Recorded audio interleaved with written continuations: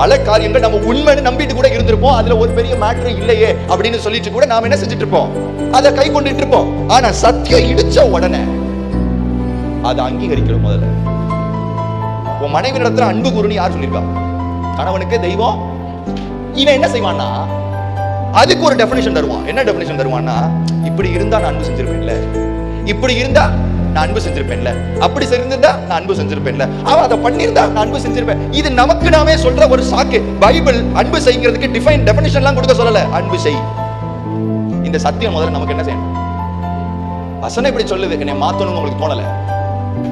வார்த்தை இப்படி சொல்லுது, என்னை மாத்தணும்னு உங்களுக்கு தோணல. தோணாத ஆளுகளுக்குள்ள என்ன ஆவி வருமா சொல்லுங்க? ஆண்களுக்கும் சொல்றேன், இப்படி இருந்தா தான் நேசிச்சிருப்பேன் அப்படின்னு இல்ல. எப்படி இருந்தாலும் என்னதான் செய்யணும்?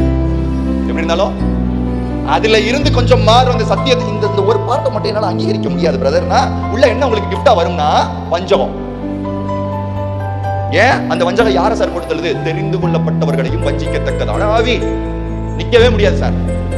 இருதயத்துல கையை வச்சு சொல்லுங்க, ஏசப்பா நான் பல வருஷம், சொல்லுங்க, பல வருஷம் இதை பிராக்டிஸ் பண்ணிருக்கேன், பல வருஷமா அதை உண்மை நம்பி இருக்கிறேன், பல வருஷம் இது எனக்கு பிடிச்சதா கூட இருக்கும். ஆனா உங்க வசனம் இப்படி சொல்லிருச்சுன்னா என்னைய மாத்துறதுக்கு நான் என்னைய ஒப்பு கொடுக்கிறேன்.